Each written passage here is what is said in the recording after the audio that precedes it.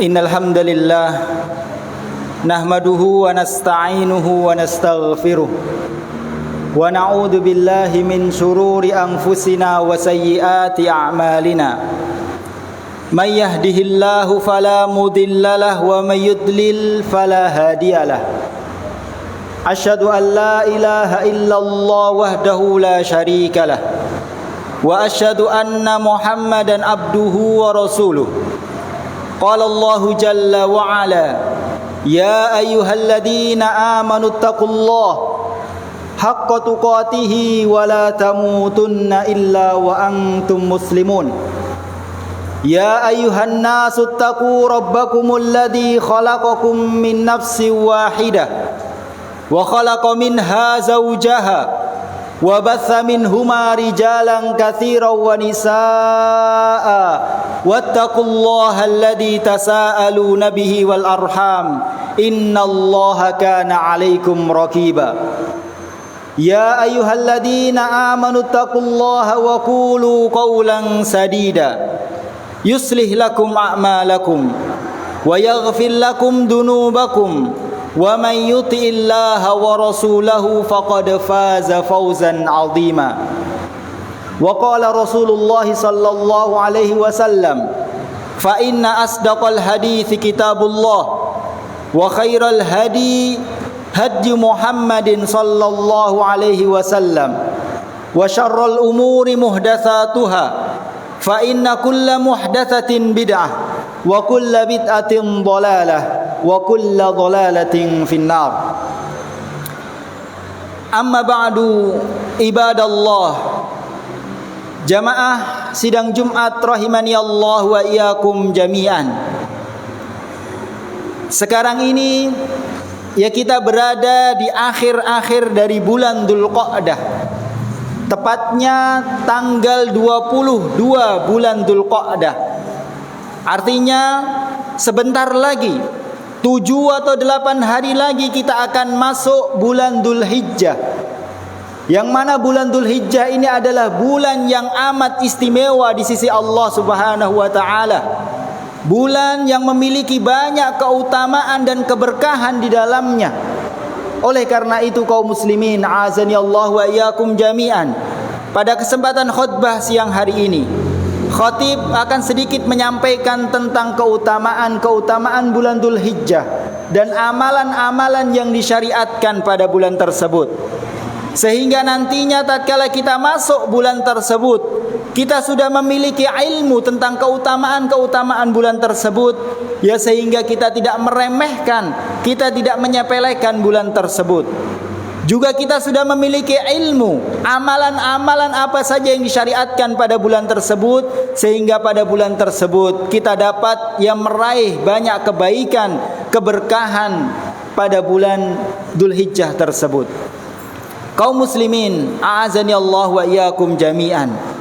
Keutamaan bulan Dzulhijjah yang pertama, bahwasanya bulan Dzulhijjah adalah salah satu dari 4 bulan haram. Bulan Dzulhijjah adalah salah satu dari 4 bulan yang haram, bulan yang disucikan oleh Allah Subhanahu wa taala. Sebagaimana Allah Subhanahu wa taala berfirman, inna iddatasy syuhuri indallahi 12 syahran fi kitabillahi yauma khalaqas samawati wal ard minha arba'atun hurum dzalikad dinul qayyim fala tadlimu fihinna anfusakum. Allah Subhanahu wa taala berfirman yang artinya sesungguhnya jumlah bulan di sisi Allah Subhanahu wa taala ada 12 bulan yang menjadi ketetapan Allah tatkala Allah menciptakan langit dan bumi. Dan dari 12 bulan tersebut ada 4 bulan yang haram, 4 bulan yang disucikan oleh Allah Subhanahu wa taala. Dan ini merupakan ketetapan agama yang lurus. Fala tadlimu fihinna anfusakum. Maka janganlah sekali-kali kalian mendolimi diri kalian sendiri di bulan-bulan tersebut. Kaum muslimin, azani Allah wa iyyakum jami'an.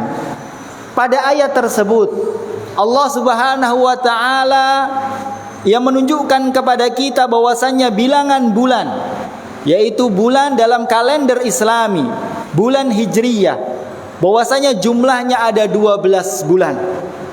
Dari 12 bulan tersebut ada 4 bulan yang haram, 4 bulan yang disucikan oleh Allah Subhanahu wa taala, dan Allah memberikan tekanan agar kita tidak berbuat zalim di 4 bulan haram tersebut. Padahal kita tahu berbuat zalim ya dilarang, diharamkan oleh Allah kapanpun, tidak hanya di 4 bulan tersebut. Akan tetapi pada ayat tersebut Allah memberikan tekanan, penguatan, sehingga para ulama mengatakan berbuat zalim, berbuat maksiat di bulan-bulan haram, maka dosanya lebih besar di sisi Allah Subhanahu wa taala. Dinamakan dengan bulan haram, ya dikatakan oleh para ulama karena ada 2 sebab.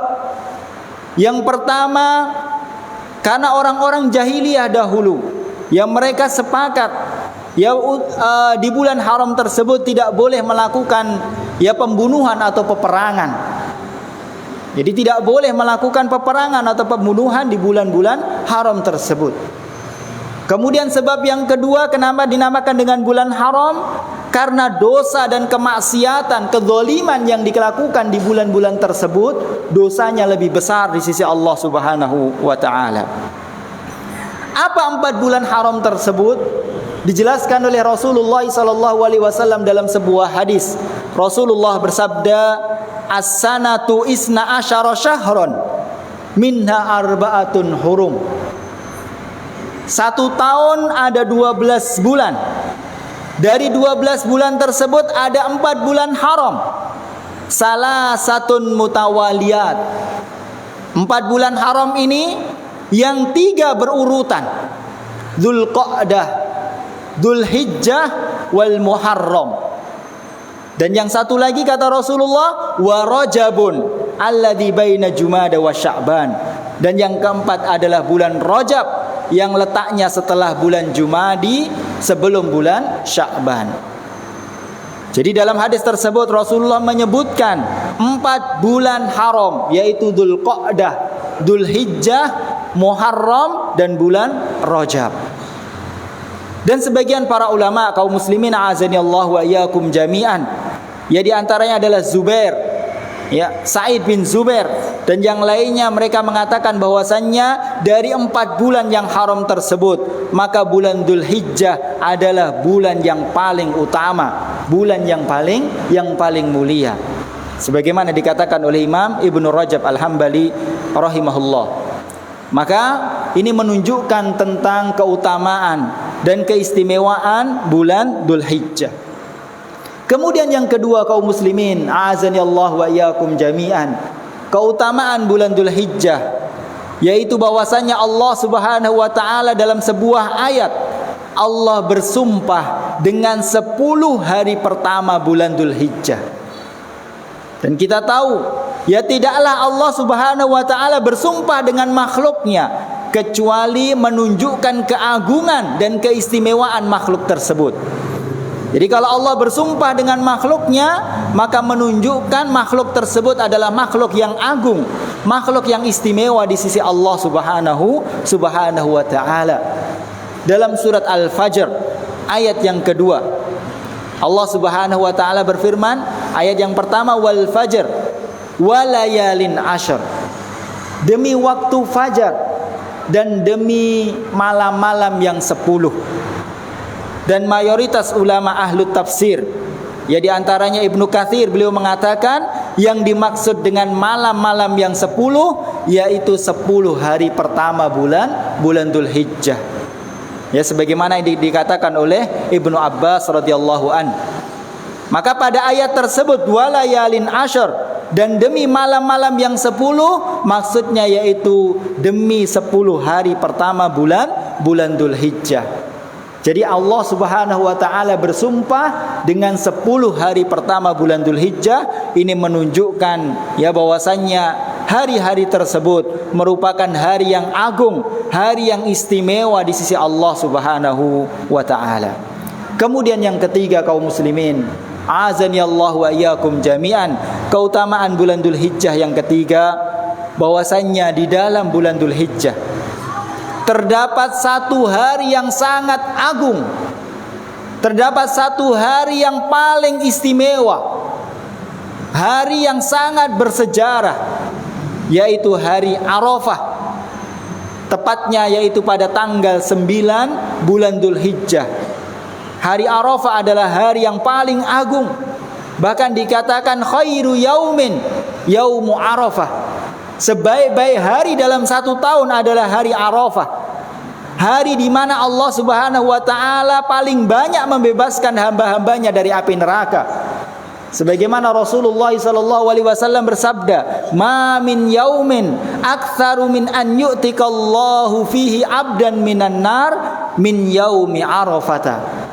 Tidak ada hari yang mana Allah Subhanahu wa taala lebih banyak membebaskan hamba-hambanya dari api neraka dibandingkan dengan hari Arafah. Hari yang paling baik bagi kita untuk memanjatkan doa. Doa yang paling baik yang kita panjatkan yaitu doa yang kita panjatkan pada hari Arafah. Sebagaimana Rasulullah sallallahu alaihi wasallam bersabda, khairu du'ain du'a'u yaumi Arafah. Sebaik-baik doa adalah doa yang dipanjatkan kepada Allah pada hari Arafah, tepatnya tanggal 9 bulan Dzulhijjah. Dan hari ini adalah hari yang sangat bersejarah. Dahulu seorang Yahudi yang merupakan musuh dengkot dari umat Islam, seorang Yahudi datang kepada Umar ibn al-Khattab radhiyallahu an. Orang Yahudi tersebut mengatakan, ayatun fi kitabikum taqra'unaha law alaina ma'syaral yahudi nazalat lattakhadna dzalikal yawma 'idan. Wahai Umar, ada satu hari, ada satu ayat di dalam kitab kalian, dalam Al-Quran, yang senantiasa ayat tersebut kalian baca. Seandainya ayat tersebut diturunkan kepada kami orang-orang Yahudi, maka akan kami jadikan hari turunnya ayat tersebut sebagai hari raya bagi kami. Maka Umar mengatakan, ayu ayatin, ayat apa itu? Maka orang Yahudi tersebut menyebutkan ayatnya, al-yauma akmaltu lakum dinakum wa atmamtu alaikum nikmati wa raditu lakumul islam madina. Ya, surat Al-Maidah ayat yang ketiga. Pada hari ini kata Allah, telah aku sempurnakan bagi kalian agama kalian, yaitu Islam. Islam telah disempurnakan oleh Allah Subhanahu wa taala. Dan telah aku sempurnakan nikmatku atas kalian, dan telah aku ridhai atas kalian agama Islam. Ayat yang agung. Kemudian Umar mengatakan, laqad arafna al-yauma wal makan alladhi unzila alaihi nabi sallallahu alaihi wasallam. Kami semuanya tahu kapan dan di mana ayat tersebut diturunkan kepada Nabi sallallahu alaihi wasallam. Wa huwa qaimun bi Arafata yaumal jumu'ah. Yaitu ayat tersebut diturunkan oleh Allah tatkala Rasulullah berdiri di padang Arafah memberikan nasihat kepada para sahabat yang bertepatan pada saat itu pada hari Jumat. Jadi ayat tersebut diturunkan yaitu pada tanggal 9 bulan Dzulhijjah yang bertepatan dengan hari Jumat. Hari Arafah, hari yang agung, yaitu pada tanggal 9 bulan Dzulhijjah. Ini menunjukkan keutamaan bulan Dzulhijjah. Kemudian yang terakhir kaum muslimin, azanillahu wa iyyakum jami'an, di antara keutamaan bulan Dzulhijjah bahwasannya amalan soleh yang dikerjakan khususnya di 10 hari pertama bulan Dzulhijjah, maka amalan soleh tersebut lebih dicintai oleh Allah dan pahalanya lebih besar di sisi Allah Subhanahu wa taala. Sebagaimana dalam hadis Rasulullah sallallahu alaihi wasallam bersabda, "Ma min ayyamin al-amalu salihu fiha ahabbu ila Allah min hadhil ayyam," yakni ayyamil ashr. Tidak ada hari-hari di mana pada hari tersebut amalan soleh lebih dicintai oleh Allah Subhanahu wa taala dibandingkan dengan ya 10 hari pertama bulan Dzulhijjah. Kemudian para sahabat bertanya kepada Rasulullah, qalu ya Rasulullah, walal jihadu fi sabilillah? Bahkan jihad juga tidak bisa menandingi amalan di 10 hari pertama bulan Dzulhijjah ya Rasulullah. Maka Rasulullah mengatakan, walal jihadu fi sabilillah. Bahkan jihad sekalipun ya tidak bisa menandingi amalan yang dilakukan di 10 hari pertama bulan Dzulhijjah. Dan ini yang menunjukkan ya betapa agungnya, betapa istimewanya, ya betapa utamanya bulan Dzulhijjah ini, khususnya di 10 hari pertamanya. Wa aqulu qauli hadza astaghfirullah li wa lakum wa lisairil muslimina min kulli dzamb fastaghfiru innahu kana ghafurar rahima.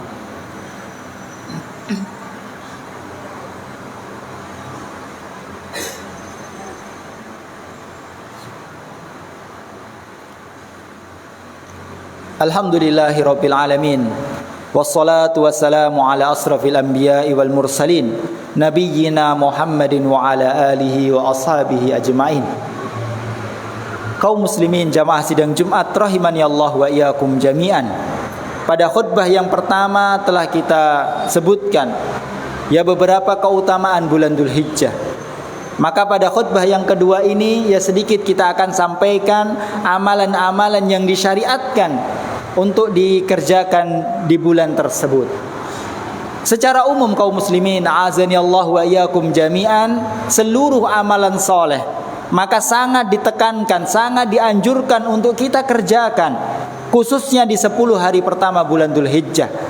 Karena sebagaimana hadis yang telah kita sebutkan, amalan-amalan pada hari-hari tersebut lebih dicintai oleh Allah Subhanahu wa taala. Dan para ulama mengatakan, kalau amalan lebih dicintai oleh Allah, maka pahalanya akan lebih besar di sisi Allah Subhanahu wa taala.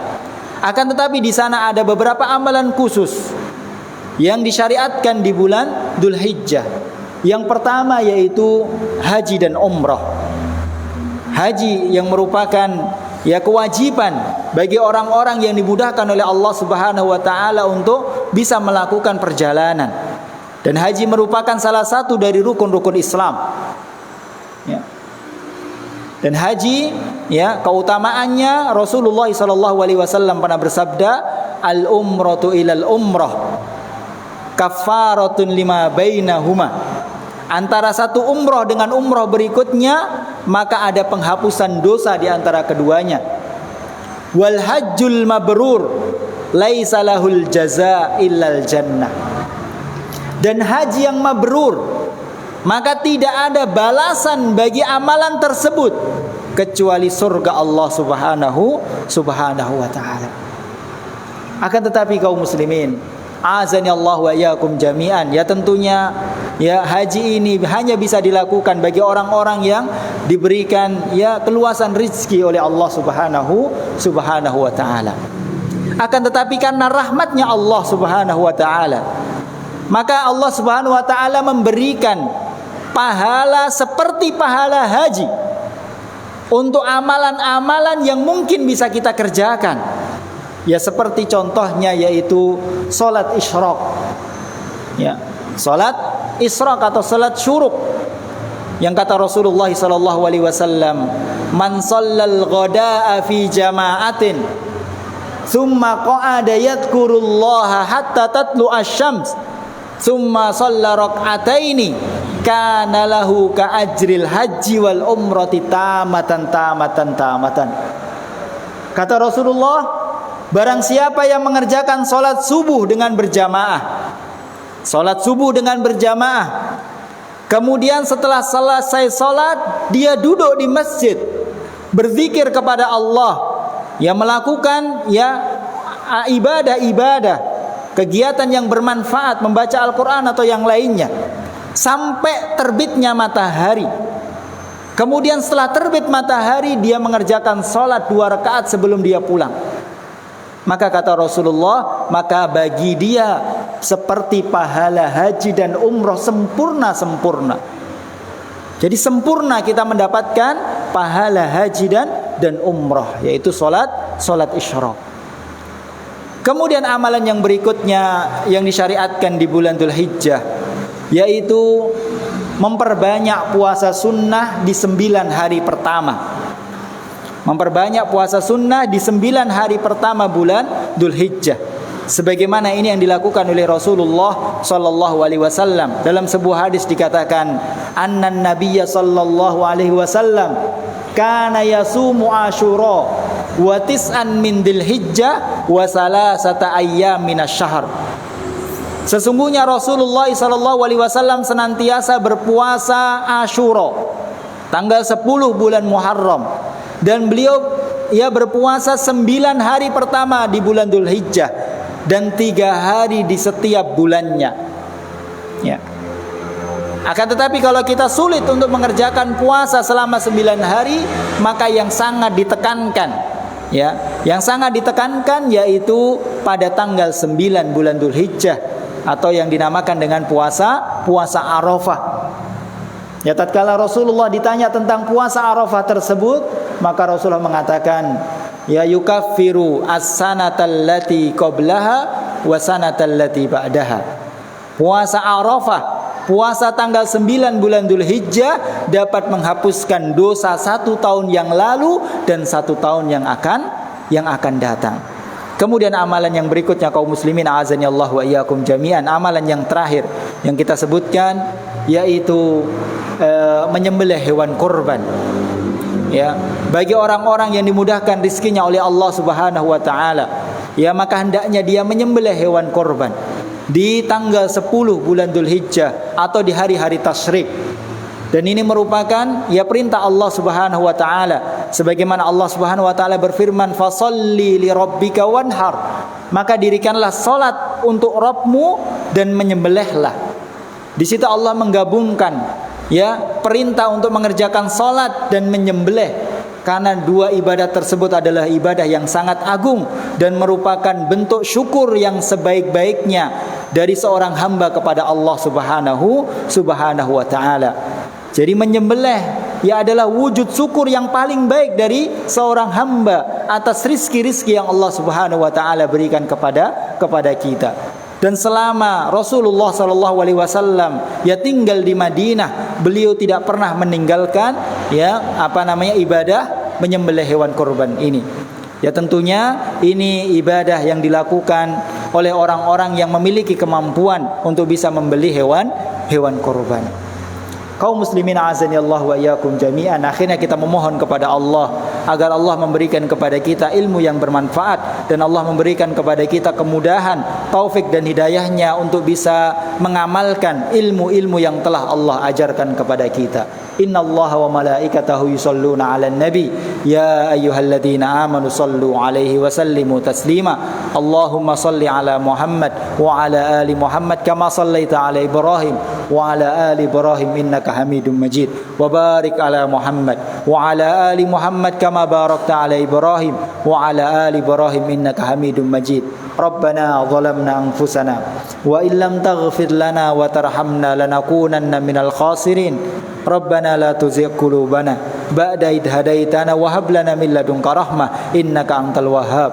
Allahumma ighfir lana walil mu'minina wal mu'minat wal muslimina wal muslimat al ahya'i minhum wal amwat innaka antas sami'un qaribun mujibu da'awat ya qadiyal hajat. Allahumma 'allimna ma yanfa'una wanfa'na bima 'allamtana warzuqna ilma. Allahumma aslih wulata umurina, Allahumma aslih wulata umurina. Allahumma innana na'udzu bika minal barasi wal jununi wal judami wa min sayyi'il asqam. Allahumma ya muqallibal qulub tsabbit qulubana ala dinik wa ya musarrifal qulub sarrif qulubana ila ta'atik. Rabbana atina fid dunya hasanah wa fil akhirati hasanah wa qina adzabannar. Wa aqimissalam.